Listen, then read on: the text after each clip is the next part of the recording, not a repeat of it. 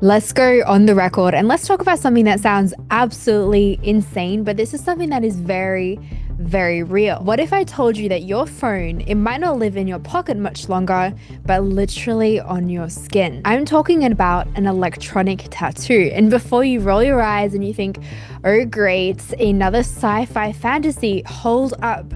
Because this is not just some distant future nonsense. This is happening right now in labs across the country, and billionaire Bill Gates has reportedly predicted that smartphones will be replaced by electronic tattoos. Though, as we'll get into it, that quote is just a little complicated. But here is what is not complicated. The technology that could make this happen, it's advancing fast, and frankly, is both incredible and just a little terrifying. And today we're going on the record to break down exactly how these things work, and more importantly, what they could do to us. Because when your body becomes the interface, who's really in control?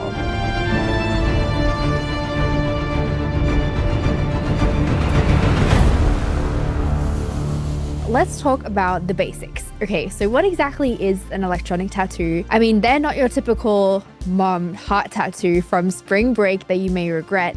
These are actually called epidermal electronics, and they're basically this super thin circuit is a board that sticks to your skin like a temporary tattoo. Now, picture this. They achieve the thickness, the effective elastic moduli, bending stiffness, and aerial mass densities which are matched to the epidermis. Basically, the translation for that is that they're designed to move exactly like your skin moves. So when you bend your arm, they bend. When you stretch, they stretch. It's basically like having a computer that thinks and is part of your body. The wild part is this. These electronic systems with physical properties matched to the human epidermis, they can actually be used in clinical monitoring. We're talking hospital-grade data collection that you can literally can't feel. You can't feel it. This isn't just cool tech. This is medical revolution stuff. The first major breakthrough came in a Science journal study back in 2011 that basically said, hey, what if we were to make electronics that work like skin? And now, over a decade later, we are seeing that vision come to life in ways that are both amazing, but also deeply concerning. Basically, your forehead can now be a computer. And here is where it gets really, really wild. There are researchers at UT Austin who have developed an electronic tattoo that you put on your forehead. Yes, your forehead. And it basically wirelessly monitors your brain activity, your eye movements to figure out if you're mentally exhausted. Think about the implications here. This thing can tell you when a pilot is too tired to fly safely, when a surgeon's focus is slipping during a critical operation, or when a truck driver is about to nod off driving on the highway. Lives could literally be saved by a sticker on somebody's forehead. But here is the flip side, and this is where my brain just starts screaming at me. The same technology that alerts you when you're too tired to make a life or death decision could also be used by employers to monitor you. Imagine your boss getting a very real-time report card on your mental engagement, like, hey Robbi, I just noticed your cognitive load dropped 30% during the quarterly budget meeting. Can you care to explain? No, thank you. And here's the thing. Scientists have now taken this even further by creating printed EEG tattoos that are custom fitted to your exact head shape. These are electronic double-layer based epidermal electronics that overcome limitations of conventional electronic devices. So they offer really, really high sensitivity. And basically, they scan your head. They print electrodes that align perfectly with your unique skull shape, and boom, you've got personalized brain monitoring system that is more accurate than anything we've seen before. It's like having this tailored suit, except that it's reading your thoughts. This personalization is incredible for medical applications, but it also means that your mental data, your thoughts, become incredibly detailed and frankly, potentially hackable. When our brain activity has this custom-made monitoring system, privacy becomes a whole new and different conversation. So your arm can basically become your iPhone, and MIT's DuoSkin project is probably the closest thing that we have seen to actual sci-fi come to real life. They use gold leaf to create body art that allows you to adjust the volume of music, read data off of your skin, and change color based on your emotion. Now, let me paint you a picture. You're at Starbucks. You want to pay for your latte, so you tap your forearm on the card reader. Done. You're listening to music and you want to skip the song, so you swipe your arm like a touchscreen. You want to share your contact info with someone new, so you just touch their phone with your hands. Now, this is incredible, but slightly concerning. Your body has become an interface for, well, everything. The key material is gold leaf, which helps to adhere functional devices directly onto the flesh. And it can look glamorous, right? Beautiful, like jewelry that actually does something. But when your arm becomes your wallet, your ID, your communication device, what happens then to consent? What happens when somebody else wants to scan your arm without your permission? Let's talk about military-grade body monitoring. So Chaotic Moon's tech tats, they take this concept and they militarize it. They've basically developed a temporary tattoo using conductive ink and microcontrollers that will track your vital signs, and they'll basically send that data wirelessly. So we're talking about a tech that can monitor soldiers in the field. You can track athletes' performance in real time, and it can even keep tabs on patients with chronic conditions. The use cases here are genuinely so impressive.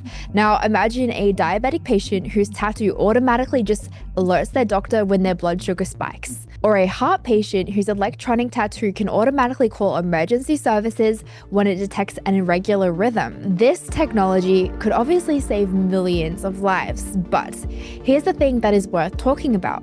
Bill Gates, seeing the functionalities of these little electronic tattoos, is envisioning a future where sensors, trackers, and other wearable devices can be used to communicate, to send messages, and to make phone calls. When life-saving technology becomes communication technology, the stakes change completely. We're not talking about clunky prototypes anymore. These are materials that rival hospital-grade equipment in accuracy while being invisible and also comfortable on your skin. The tech isn't just getting better, it's seriously becoming indistinguishable from what is actually your body and what is not. And that should probably be something to note and maybe even of concern to all of us. Speaking of things that stick to your skin, but in a good way, let me tell you about today's sponsor. This is Lumiér Label.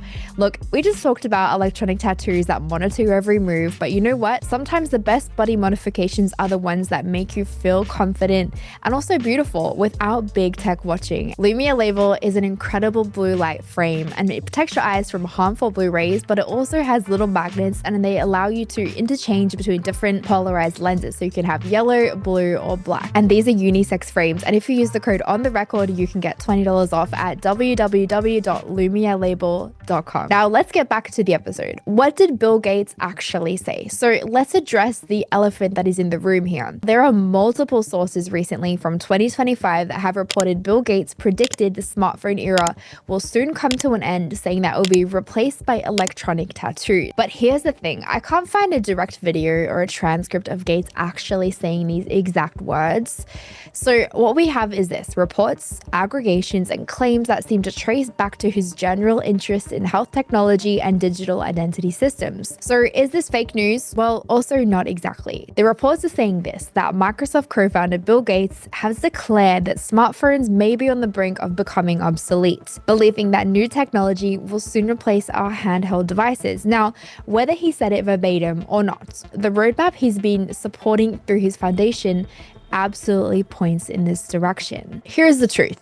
Whether Gates actually said this or not, companies like Chaotic Moon, which was acquired by Accenture, are actively developing this technology, and the benefits Gates reportedly mentioned, which is eliminating passwords, bank cards, physical keys, and even smartphones, are exactly what these systems promise us. Look at the convergence that is happening right now. There's health sensors that monitor everything from brain activity, NFC payment systems, biometric identification, wireless communication capabilities, which we will get into in another episode. But basically, the building blocks are very real, and companies are actively integrating them into their technology.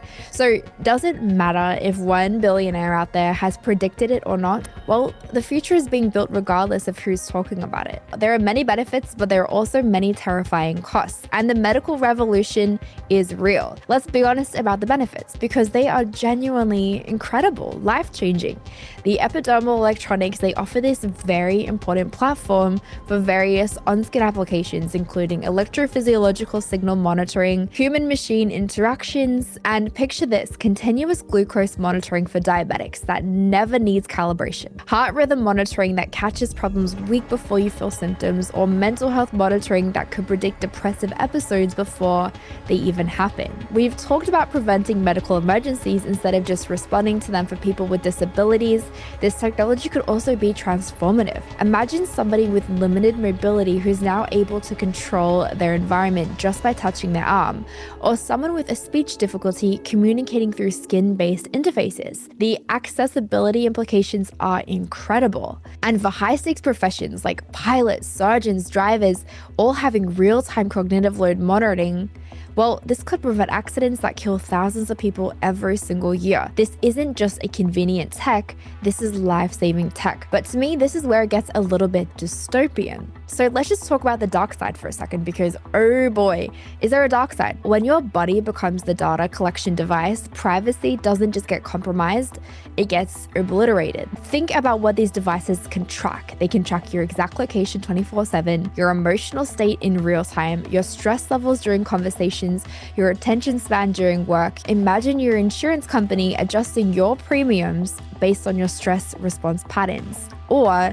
your employer now rating your performance based on your real-time cognitive engagement. This machine learning is being utilized to enhance device control accuracy and data processing efficiency, which basically means AI will be analyzing your biological data to make decisions about you. Your body becomes a data stream that algorithms can now use to judge your creditworthiness, your employability, your social credit score. But here's the scariest part. Once this tech becomes mainstream, opting out becomes nearly impossible. Because if everybody else has seamless access through their skin, choosing not to participate, it may make you a second-class citizen. You can't pay for things, you can't prove your identity, you can't even access services. So resistance becomes punishment. Let's just connect some dots here. We've seen how social credit systems are working in other countries. Your behavior gets monitored, scored, and then now used to determine what opportunities that you get access to. Imagine that this system built directly onto your skin, your electronic tattoo knows when you're stressed talking to certain people. It knows when you're distracted during mandatory training. It knows when your heart rate spikes when you see certain political contents. All of that data becomes part of your permanent record. This is attached to your body. It's impossible to escape. Here's the kicker. It all starts with consent. Like, hey, wouldn't you like seamless access to everything? Just get this little tattoo. It'll make your life so much easier. But once everybody has them, not having one will become a form of social exclusion. Now, let's go off the record for a second, and I want to share with you my personal thoughts about this. I am a person of faith, I love Jesus, and I do believe the Bible when it says this. It says, our bodies are a temple of the Holy Spirit. This is in 1 Corinthians 6:19. I don't think this is just a nice verse. I think this is a fundamental truth about human dignity. Our body isn't a platform. It is not a data collection device. It is not a corporate asset that needs to be monitored and monetized. When I see this technology, I basically think about the story of the Tower of Babel. This is a story in the Bible about humanity trying to reach heaven through technology and building a really, really tall building to get there. But every technological solution typically creates a bigger problem, sometimes even bigger than the ones that we started with. When I think of this technology, I also can't help but think of what we read in Revelations. It talks about in the last days, there is going to be no person who will be able to buy, sell, or trade without the mark of the beast. And it does mention that this is going to be on their forehead or their hands. I am in no means saying that this is or is not that mark, but what I am saying is this, that we need more spiritual discernment than we have ever had before, because the ease and the convenience these tattoos promise, well, it comes with a spiritual cost. And it could very well come at the cost of your eternal soul. So when you make your body dependent on technology for basic human functions like communication, identification, payments, you're not just adopting a tool, you're giving away a part of your life. You're fundamentally changing what it means to be human. Let's talk about the historical warning signs. Let's go way back. Let's go back to 1 Samuel verse 8. And Israel, they wanted a king to make them feel safe as a nation, to feel secure. And God warned them through the prophet Samuel. He said, "This is what the king who will reign over you will claim as his rights. He will take your sons, your daughters, your fields, and your vineyards." But the people said, "No, we want a king over us. And then basically we will be like all the other nations." To me, if we're connecting dots, this sounds a little bit familiar, right? Like we want the convenience of a king. We want the security of a king. We want the efficiency of a king. And we're willing to trade our sons, our daughters, our fields, our vineyards, our privacy, our autonomy, our human dignity for the promise of seamless integration. Every generation, they think they're different. We all do, right? Every generation thinks that they can handle the power that they're being offered. As we know, and as we've seen historically, power corrupts, and absolute surveillance and power corrupts absolutely. Now, when technology to monitor every single thought, emotion, and biological function exists, it will be used. Not it might be used, it will be used. Now, here's what really bothers me. This illusion of choice. These systems will be introduced as voluntary, optional, convenient upgrades to our lives. But when they reach critical mass, choosing to not participate, well, this becomes choosing isolation. It's like social media. Do you guys remember when Facebook was optional? Do you remember when you could choose not to have a smartphone? Well, try functioning in modern society without those things now. It's getting harder and harder. The voluntary quickly becomes mandatory through social and economic pressure that we face. And now, your elderly grandmother who can't figure out how to use this electronic tattoo payment system, well, she may get treated like a second-class citizen. Or the religious family member that we have that believes that their body is sacred. Well, are they going to get excluded from employment opportunities that require biometric monitoring? It's something to think about. Think about the teenager who even just wants privacy. Are they going to be labeled as having something to hide? I'm not saying that all technology is bad, but what I am saying is that we do need a new level of wisdom. We need guardrails, and we also need to remember that just because we can do something doesn't necessarily mean that we always should. If this technology moves forward, and let's be honest, it probably will, we need ironclad protections in place. For example, opt-in only with meaningful alternatives for those that choose out. Data ownership that actually belongs to the individual, not to the company. Kill switches that actually work and they can't be overridden. Legal protections for biological privacy that are as strong as our protections for private property. Regular audits and public oversight on how this data is being used. But most importantly, what we need is to anchor our identity in something deeper than technology. When our worth is being measured by your connectivity, disconnection becomes a form of death. When your identity is rooted in being made in the image of God, then you can engage with technology as a tool without becoming enslaved to it. Now, that is me off the record, but let's go back on the record for a second, because this isn't just about personal philosophy. This is about policy. This is about regulation, about choices that our society is going to make in the next 5 years that will determine what the human freedom looks like for the next 50 years. This isn't coming in 50 years. This is probably coming much sooner than that, which means that we do have a narrow window where we need to understand what is actually going on. What can we do about it? Well, we can contact our representatives. We can demand hearings on biometric privacy. We can support organizations that are fighting for digital rights. But most importantly, start with having these conversations with your friends and your family now before the choice gets made for us. Because here's the truth. Once these systems are integrated into society, once they become normal, once this generation grows up thinking constant biological monitoring is just how the world works, rolling them back is going to become, well, nearly impossible. Electronic tattoos could genuinely help people, and they probably will. They could save lives, improve healthcare, and make technology way more accessible, but it could also be the end of human privacy as we know it. This technology may not be inherently good or inherently evil, but the systems we build around it, the guardrails that we put into place, and the value that that we prioritize will determine whether this serves human flourishing or human control. Our body is not just a platform, we are not just a data stream, and no convenience is worth trading our fundamental human dignity for. Friends, this has been Robbi on the record, and now it's your time to go on the record. Comment below, let me know what you think about this. I'm very interested to chat with you in the comments. Share this wisely, stay free, and make sure you subscribe to see the next episode. By the way, guys, we are launching an exclusive monthly newsletter, so if you'd like to receive that, join the family, join the fun, click the link down below to sign up. There is some really exciting stuff that we have coming up, and I want you to be the first to know about it. And on top of that, we're also giving away a pair of Lumiér Label glasses, the blue light glasses that we've been talking about, and I'm really excited for you to get your hands on them. That competition is going to end at the end of September. I'll see you at the next episode.